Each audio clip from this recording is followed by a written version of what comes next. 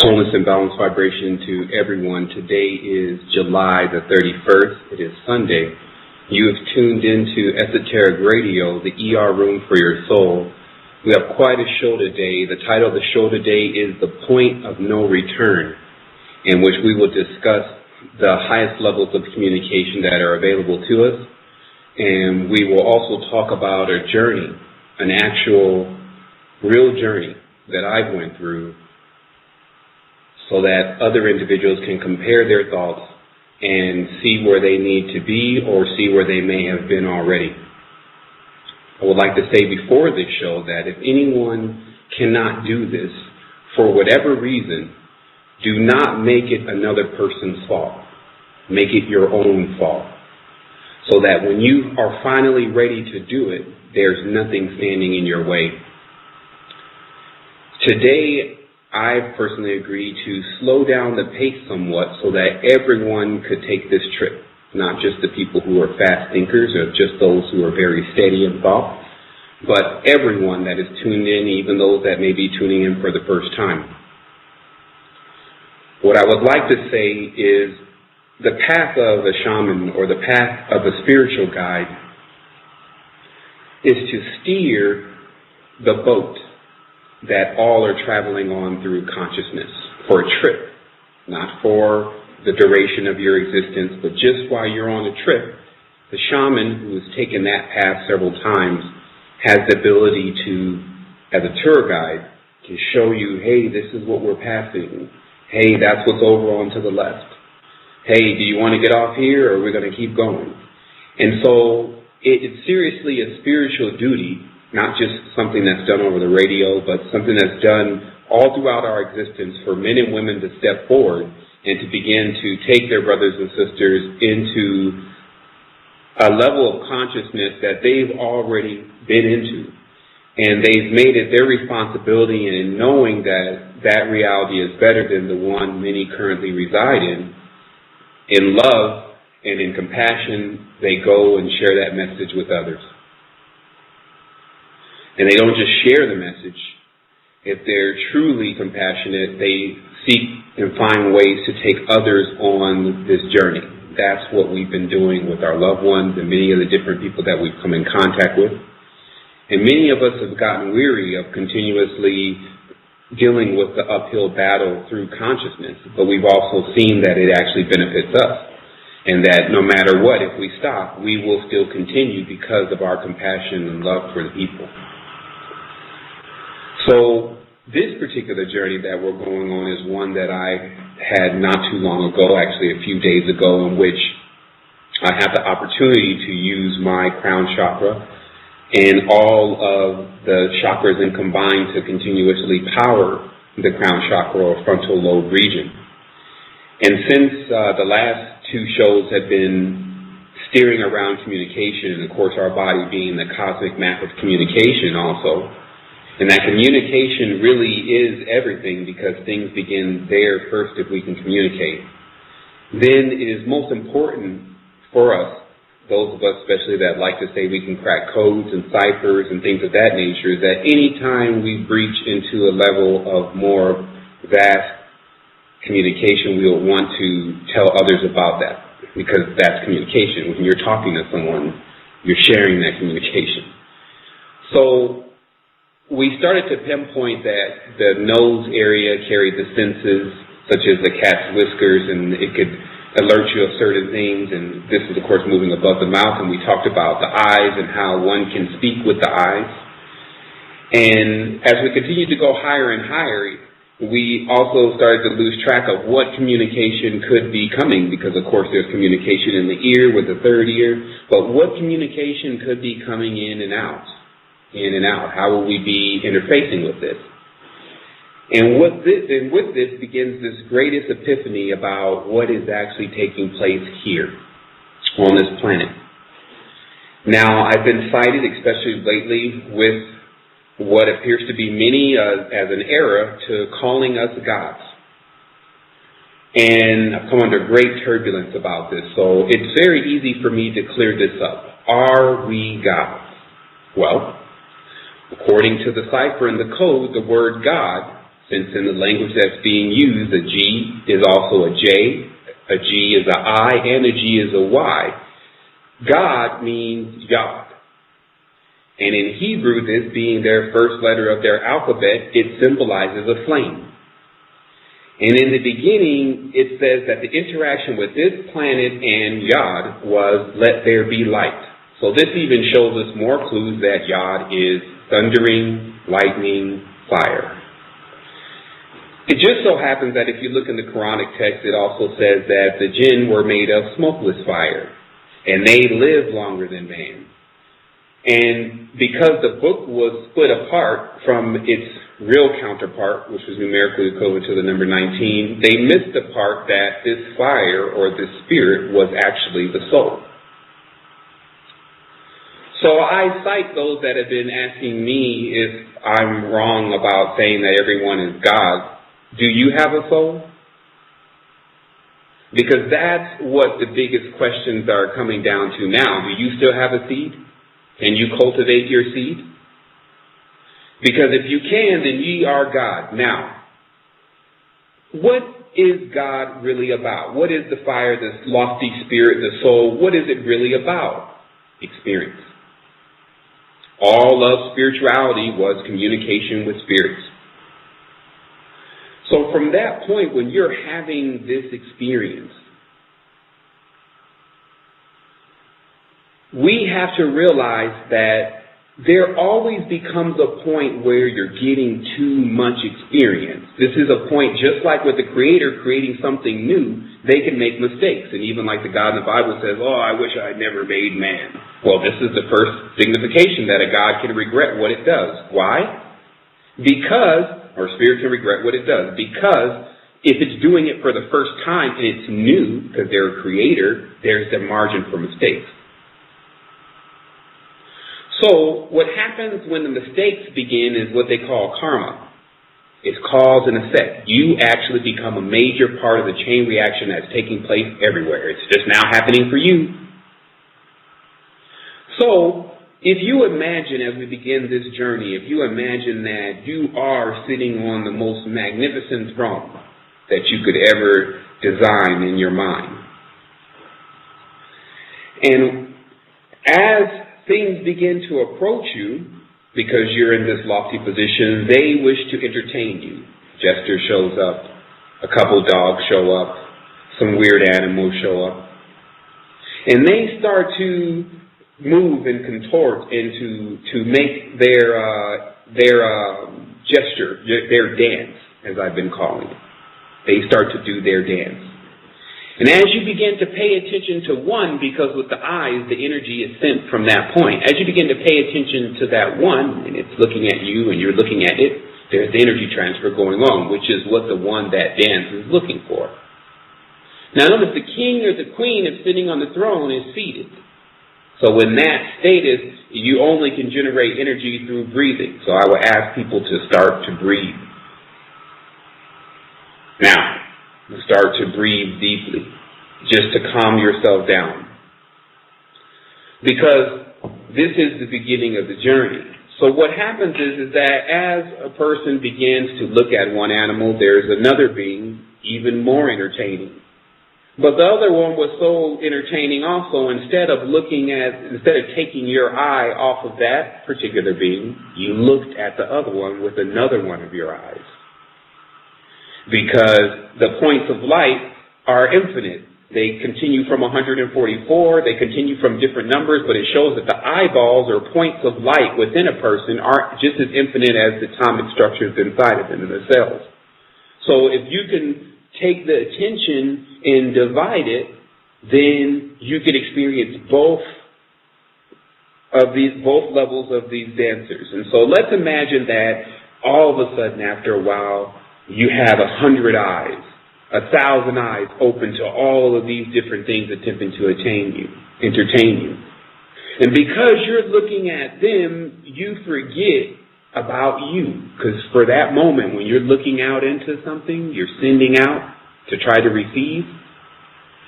If something keeps sending a signal back at you over and over and over again, and you're just paying attention to that, then you're locked into one phase. So the story of the human being, as you've seen in the Declaration of Independence, it says that there are proofs that are evident that all men and women are created equal. Now, many of us have been arguing about that since we read that statement. That no, it's not equal, it's not, it's not fair, it's color lines, it's money, it's all of this stuff. But what they're talking about is an entirely different equality. They're talking about the choice that one makes whether or not they want to be entertained by something. Because even our life, because some people have decided they just didn't want to be entertained anymore and they just checked out, took their lives without even getting their mission or anything or realizing how much more there was to this. Now, it's good that we have many of those individuals that feel like that sometime in the network, because then we can show them, oh, no, it's not over. You definitely don't want to cross over right now. There's a lot of stuff that you can do to prepare yourself for that. So they chose to hang out a little bit longer. And so, in this,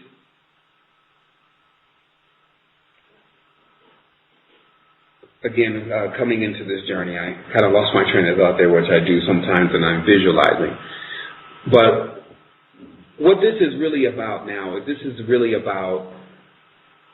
what I actually saw is that all states of consciousness were tied into fields. And what we were dealing with here on Earth is all those fields were woven into one another. And what the human being was choosing to make their entertainment, if they chose too many things, they would get off track and not even realize who they were, and that this is what happened to us here. That's called a fallen state. So it is true that man and woman are these fallen beings that they keep talking about, etc., because when you see what the potential is of the human, which I have, then you see that compared to a normal person is totally different. And it is truly sad that there's so much dancing of a negative type going on in the dimension that many of the key people that could bring our dimension to a higher level are distracted and don't even realize who they are. This is how it was explained to me. I was sitting on the ground into deep meditation, and there was a few cactus trees around. When I happened to open my eyes after getting into a higher state of consciousness, I noticed the cactus tree was moving like it had arms. And you could see several faces within the cactus tree. What you can immediately sense from the flora and fauna is that they were going to eventually be, many of them, they were going to eventually be humans and live as the state of the king or queen of beasts. But they were just in the process in between that. Like they talk about how we maybe once were insects, we once were trees, we once were... They're still in that process, and they count on the king and queen to actually protect them. Now remember, I'm using these European king and queen words, which we already know what these mean. Even though it may have negative connotation, this makes it easier for people to understand what I'm saying without going through the etymological breakdown, which you should have got like 3 or 4 shows ago. But we're using this terminology now. But people do understand that I'm aware of the words that I'm using. So with these kings and queens, what they began to do is they began to, instead of protecting these other beings that were still in the process of gaining higher consciousness, they began to abuse them, just as a person would eat a piece of meat. Now there's a cause and effect to the universal laws. What happens is many people were asking themselves, why can't I reach this higher state of consciousness? Well, there's many things which we've been citing, but one of the main ones is that if you come into another higher realm with the essence of another animal that you've consumed on you, there's guard dogs there, and they attack what they just have a passion to attack any meat. Like you see a dog, it just tears at the meat. And this is like the first gate. That's why they said the gate is protected by the Anubis, he's the dog. What they're saying is that anyone who hasn't learned one thing about the cyclic nature of the reality and the cause and effect, you can't go into eating any of these animals and then expect to reach higher consciousness. It's not going to happen. Because what will be induced is will it be induced a fear-like state Because when the person getting into the state of consciousness through meditation or however they reached it, it'll immediately start to become a spiraling effect for them. They'll get scared, they'll see something, they'll run from it. Generally, it'll look like some type of Cerberus or dog-type dragon being, which, if you were traveling the proper way, you would be so infinitesimally small and powerful, you could just fly right between its legs. It was never a problem. It was never fast enough. Anything that's large is very slow and lethargic. They call them the giants. The giants are still man, because if you notice, as I stood up into this higher state of consciousness and I looked out at the ground, and the ground was completely covered with what I saw was a lot of spiders. And then I also remembered a certain point where the ants came through, and then the spiders had to get out of the way because the ants were stampeding, and there was like tons of them, and the queen must have been somewhere saying, "Forward, forward," and there was a war going on the ground, ants versus spiders. And this was the microcosmic, what we call now a role-playing game, taking place in real life on the ground. And man's just, when women are walking around, boom, boom, not even looking where they're going, like giant, dense ogres stepping on everything in their path that has life. So it was true that all of what they kept explaining to us in many of these tales and things like that they made it seem false was actually true. And we chose, by the guidance of darkness, which is blind, doesn't know where it's going, to take paths and end up where we are exactly right now. And of course, the Resistance Movement is going to be about showing people what we did to get into this. Not what the Illuminati did, not what God did, but our agreements and our arrangements that we've made throughout life, what it has cost us, why we keep trying to avoid and run away from it, even though we need it every time we turn a cycle. Mind will deal with it now. So there's been a lot of misdirected anger and hatred from humanity against what Cactus was explaining was beings that couldn't even fend for themselves yet. And they were sad because they said, we don't know why man and woman are doing this to us. They were supposed to protect us. But we can't do anything, and we even know you're mad, but please don't breathe your madness on us. Because that's generally when you start to wake up into higher levels of consciousness, there's an anger that starts to be associated with that because you're mad that you've been kept asleep. You've been mad that someone's kept you from the higher state of consciousness, but the reality is you kept yourself from it. At certain points in time, you were wanting to be entertained if you went back that far. So, we can deal with this. There's beings here now that are ready to deal with this and have always been ready to deal with this if they can just get us to listen. And this becomes the strangest position. Because if you are trying to fight with people to get them into higher levels of consciousness, oh my, what is this? And I had the same encounter with this cactus. Because as I approached it, because I'm not afraid of anything, so when it was moving the arms, and I told Carlos, who was with me, I said, I'm going to go talk to Mr. Cactus and see what he's saying. And the first thing I did was when I got in front of the cactus, I was on I was squat down, but I was still on my tippy toes because I didn't want to. There was a little dirt there, some wet mud and some grass and stuff, and I had some white pants on, and I really just didn't want to get onto that because I was on a mat. And then the first thing the cactus said is, look at you. For a moment, you don't even want to be me. You don't even want to sit where I sit in soil and what I said, soil. And I said, I'm sorry, Mr. Cactus. Let me sit down. And it immediately began to explain, see, this is what's really happening. I asked you to sit down because I'm actually trying to help you, because to connect with me in particular, you're going to need to have your butt right on the ground. And then what you can also do for me is you could take your hands and you can push them into the soil because those are your roots. And these are my roots, and we can keep talking from there. So I saw the compassion because the reason why I didn't want to sit down is because I thought the cactus was trying to tell me what to do. And being on this anti-God level of things, I always check everything. If it gives me an order, I say, well, why should I? But what I was learning from these animate beings, the simple, because they're on still a simple state of life, but that means they got it all. They know the simple things. They know how to wait till they grow. They know how to be patient. They know how to not turn on and tune into too much of anything besides just cultivating and growing themselves. So, as I sat down, there was a great connection that went beyond words. And so I'm going to leave that segment there and explain also what I saw before speaking to Mr. Cactus in this high level of astral projection. I was flying through fields.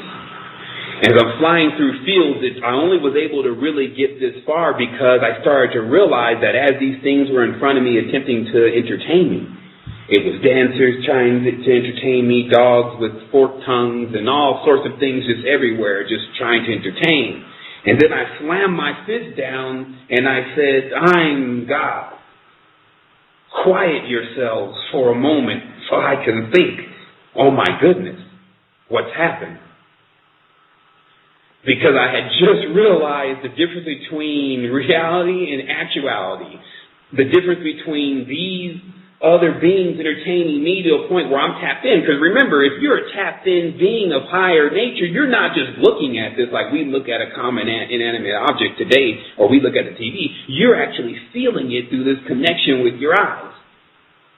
And this connection is so intimate that over a period of time, and some of the other beings, they just use their tongues for communication. Notice the dogs like to lick things, and they like to sense things with their tongue. And there was many things with their tongue out and just trying to lick. And I was like, wait a minute. Calm down. After I realized what was going on, that I was completely taken out of myself because of allowing this reality over years and years and years and my whole life to give me all of what I could not even see with my normal eyes anymore. Now it looks like cars. Now it looks like trucks. Now it looks like all this. But before, it looked like a spectrum of frequency of light and different things that you can feel the sense coming off of, and thus you knew whether it was good for you or not. And that's why there may have been things at times that we knew that were not good for us, and we chose to do that, just as we still do those things today. So what happened was that as I started to come in, well, actually I didn't start to. Once I came into the full awareness and grabbed myself up and sat up on the throne and snapped myself out of it and made everything cease to disturb me, I said, where is me? Where am I? Where is myself? Who's in charge? Who has me here? And at that moment, I started to see this red cube. It was shaped like a hexagon, but it was the cube. And I immediately passed through. I flew right out of it. And once I flew out of it, I started to see an apex of basically a cornucopic crystalline network of you just flying through this. And that's when the reality, even around me, started to change, and it even changed for Carlos. And he can actually talk about this. This is what I learned. The real path of the shaman is that you can take others on this journey or trip for a moment through your breathing.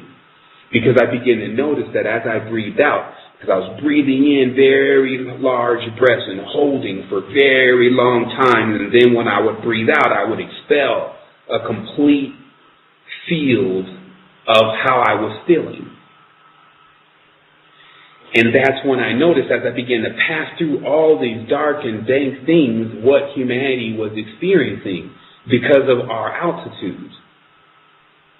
And that it would be very interesting to go to some of the highest peaks that are in the world and take off from there. You would probably experience none of all of the tongues licking, the dogs, etc., all the stuff that's in downtown. As we talked about, that cities and things are constructed in more or less lowered areas, inverted pyramids. And that's why they call it downtown. So basically, I saw the greatest breakthrough ever because I realized that this was going to be able to be transmitted. Just this message, at least, was going to be able to be transmitted. It was going to open so many people's eyes.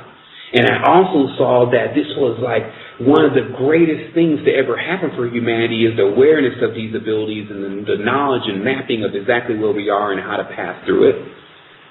Because this is why Earth has to go through these processes to teach people these things, and sometimes it succeeds and sometimes it fails.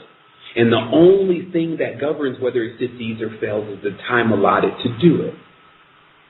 The time is allotted because the fact is that if you were able to remain here for another 300, 400 years, you would learn it. So remember, that's how much spirits really know. They then have that extra time to be here on this plane, so they know what has happened and what is what. And so what happened is that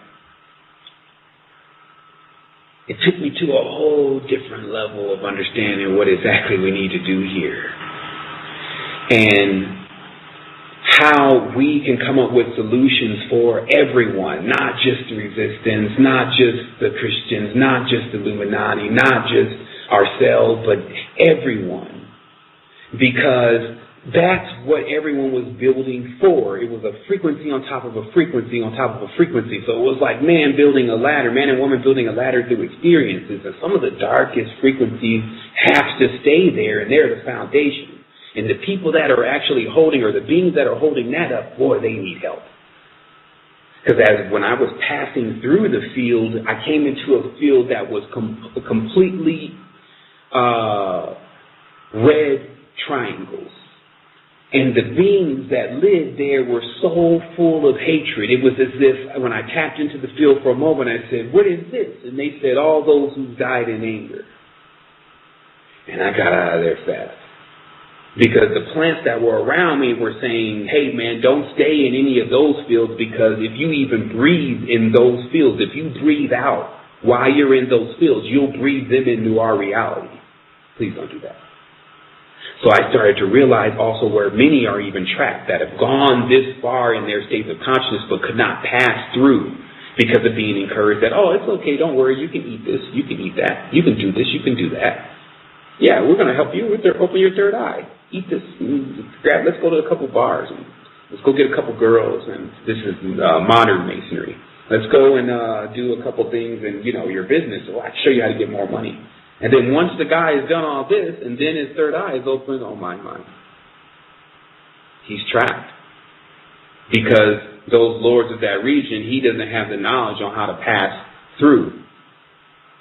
And so today, and from henceforth, comes continuous knowledge of how we pass through. So the main other thing that I want to let people know is that we've been taking definitely on a lot of individuals as far as the resistance. We actually hit 4,000 members this week, and we've taken a lot of individuals on also as a responsibility. And the financial support is something that it becomes only needed to make it happen faster and to put more of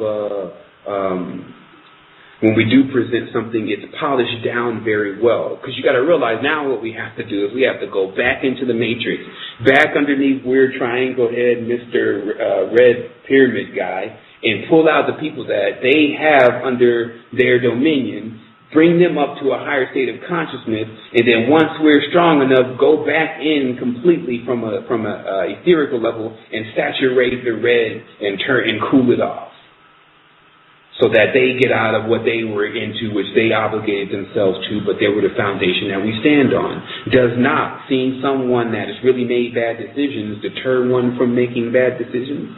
You see a bum on the street, he's made a lifetime of bad decisions. And then you say, "Man, I got to make sure I shake up, man, or I'm going to end up being like that. It's probably this drug I'm doing, man, I got to stop that. It's probably this thing I'm doing, I got to stop that." So that's what he has made his entertainment. And he is showing you also a lesson, and you're watching also him dance. So this is the other part of this. Don't believe that you won't have to dance too. Don't believe that you won't have to send a frequency out that becomes entertaining to these individuals that you're so hoping to save, so that they can actually tap into that. And then you could trust yourself that guiding them, shaman, shamana, whatever the name you're going to use, into this next wave of higher level of consciousness that's already been here and is supreme. Like the higher states of consciousness the lower states of consciousness are just something to be passed through and pierced through in a diamond body. Meaning that when you go through so balled up and tight as you're flying through fields, you're infinitesimally small. You fly through things like a bullet. If there was something that was attempting to stop you, you just go right through it. That was it. And so you can also see how much work has to be put into this particular reality to keep these gods from knowing that, because that's the fact, is that they need the energy of the fire corpuscles. The corpuscles inside the body with the water and the fire of the spirit create an implosion, an explosion every time they come in contact. Grand design. And the potential is endless. And then once you find out what the potential is, there's nothing that can stop you. Everything works in your favor, even death. In fact, I was explaining to a friend last night, actually Louise, who's now in town, I said, no matter what, hasn't it not been some of the craziest situations that we've been in that taught us master lessons? Man, I'm never going to do that again. Okay, so just with that alone, you know that going into higher states of consciousness and going and exploring different things is going to either way, as long as you can maintain balance, benefit you. Now, it helps because we have brothers and sisters that are actually telling us now what is going on, like what fields you were to pass through, but don't fret. Keep going. It's like, okay, we're passing hell. Keep your hands inside of the cart, and we're going to keep going as we're going lightning speed like a bobsled. Now, many now are still thinking, but how can I get to that state of consciousness, man? What you're talking about is crazy, man. That's not what I'm capable of doing at all. Well, it's because where you are in your state of consciousness. It's only your fault. And this is good for you because anytime it stops becoming your fault, that's when it gets soft. When you make it someone else's fault, like, oh man, it's because they didn't do this for me. Man, good luck. I think they're not moving around to really anybody these days about getting high levels of consciousness to them, especially the ones that, don't believe that they can actually do it. So the fact of the matter is, it's just like me and the cactus out there, except I had enough sense to sit down. I said, but first I didn't want to. So all these beings that have been coming with heavy levels of knowledge to try to guide humanity into what they need to do have been getting shunned and hate mail and non-supported and all that stuff. So there's only a period of time that those type of portals stay open anyway. But what we want to work towards is we want to work towards keeping those kind of portals housed, fully functional, upgraded, and everything. Because when they begin to open, there's nothing that any of these people that are telling you about, oh, they're going to bring the FEMA truck and all they're going to do, and they're not going to do anything. They're not going to do anything to anything they cannot pick on, and that they're not more powerful than. That's the fact. That's how the world works. The grander beings don't have to succumb to what the smaller demons and the imps have got going on. If you've been tricked to do as such, then that's a situation that can be got out of, and that's what the situation is going on Earth. You have people that have inherited certain levels of energy and power, and they've chose to do nothing more than abuse everything around them with it. But now, we show them a different way. We expose completely what has been happening here in the reality from a psychological standpoint. As I talked about on the video, it was psychic being bombarded from psychic spies, like it says in the Pearl Jam song, the psychic spies from China. So when our consciousness is being affected and no one is caring about whether we live or die, and they have us acting like we're clones and serving their cubic god, then you expect that we're just going to keep dealing with this and we happen to be waking up and then we happen to realize that we are in true or high levels of consciousness. It's not just a New Age notion, which was the New Age's goal, is to make us now believe that there is no space alien ships. There's no UFOs. There's no nothing. There was total disclosure. The government saying they got them, but we ain't seen them. Baby, they already been here. They're all around dancing. And so what we have to do is first get to a level of getting other people able to see that. And that is a process. It's the great work. It's the great arcanum, as they call it. It's the Cassia, the king of Ethiopia. It's the Panuncia. It's the unsluggish strength. That's what we're talking about. So of course, those kind of things, that's like what you will run Earth the gauntlet really for, is to receive that in the end, not just, some sexual gratification. They get people now thinking that the most that they can achieve is just having really good sexual gratification. What about your journey? And so that's what we're really going to be getting into. There's about 7 more minutes left in the show. I'm going to go ahead and start taking calls down the switchboard. I ask the callers to get right to the question. If you don't have a question but you have a statement, you can say your statement on the forum in the resistance. This will be for questions. I've opened up the first line. The area code is 917. Caller, you're on the air, 917-625-0588. You've tuned in to Esoteric Radio. Thanks for connecting. Good afternoon. I really didn't have any questions. You just listened. Oh, okay. That's okay. That's fine, brother. I did forget to tell people to go ahead and press 1 if you want to have your call picked up. Also glance over here to the chat box really quick to see if there's any questions.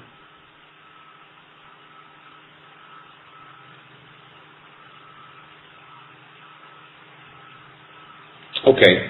So there's a question in here by P1C. It says, this might be off. Okay, so he has a little misspelling here. But he said, this might be off a little bit, but everything I have been taught in life is a lie.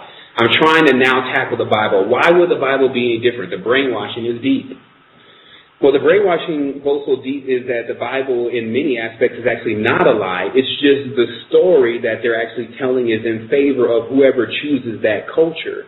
So what happens is that this is a spiritual communion. So when one agrees to take up ranks with the Melchizedek and in Jehovah and his consorts, then one is more or less initiated into a family line that has a culture and a belief system that they say is theirs and intact.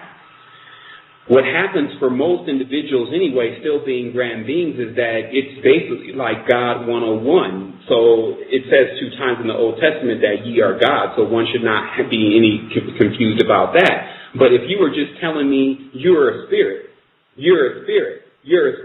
that actually lends one extra question to that is, okay, well, what kind of spirit am I? And so if you notice that the main parts of real doctrines that the Bible has again been skimmed through and cut up and only the pieces are there, but any type of real occult doctrine, there is names and stories and lineages that connect back to things all the way down to the genome, the totem animals and things of that nature. That kind of data is most necessary if you're going to get to the bottom of whatever it is that you're serving. So let's say, for instance, if you go out into Peru and into many of those religions and you begin to pick up the customs and you ask them about what they're dealing with, they have no problem telling you that it's the serpent because they understand what they're worshiping. So it's the same thing if you go into Israel and you ask to go into the Sanhedrin and you go into the main temple, if you can get to the door because they won't let you in, and you ask the man there if he's willing to tell you what does the tetragrammaton fully mean and what is the serpent line of the family, then he will begin to explain the connection with them and the seraphim. So it's the same thing if you went into the Roman quarters and you went to and studied under the rites of Mithras, and then you ask them, well, where did this come from and where are these lines and things coming from? And they'll say, well, it's the bull and the wolf. And then they'll explain the origins of the red planet, the red mother, and then the blood and the wars and all the stuff that they're involved in their culture. And then if you go and step into Hawaii and you get into it with them, they'll start to explain to you about the Atlantis-Anunnaki connection with the different islands and things and the volcano goddesses and gods out there. So the thing is that once you're done with the University of Earth, from the spiritual level, you still realize that it's a journey, it's a path. Like you were never supposed to just stick with one thing. Anyone that wanted you to just stick with one thing was going to hinder your growth. Because if they said, well, this is the end-all, finish-all, but you didn't end and finish right when they finished explaining it to you, then it wasn't the end-all, finish-all. Like they say, well, how will you know when you reach the maximum knowledge? You'll blink right then. You won't be here. It'll be over. They may found a shroud of you or something like that. But until then, you're always to keep working to learn because the Most High, the one they say that they're serving, which is not, he's the Lord, he's been lowered down. The one they're serving is very familiar with what goes on here, but is always keeping back the knowledge that is going on elsewhere because of not wanting anyone to leave. It's as simple as that. It's called possession. Now, many of these gods are actually of a feminine descent, and it is sometimes a trait for a female to possess, because that is the necessity for them to keep the nest going. That they have to take certain things, and use those things to keep the children and stuff fed. So it's almost like you're going against nature when you're saying that you just because you started serving a certain being that it should not be taking and pulling energy from you. If you start to serve something and come under its counsel and control, then you may at some point be required to put out some energy. And in fact, in certain areas you want to, because then if not, you're dealing with a coin with only one side to it. It's like someone told you it was free, but they didn't tell you that it really isn't. There's another side of the coin, and you owe us for certain things. So this is the kind of the nature of the reality. It's very intrepid, and that's what makes the human being so confused in this day and age about what's really happening here. But we can clear up many of those things. And unfortunately, we only have 1 minute and 44 seconds in the call. Some people did put their push number 1 to ask some questions, but unfortunately, we won't be able to answer those questions today.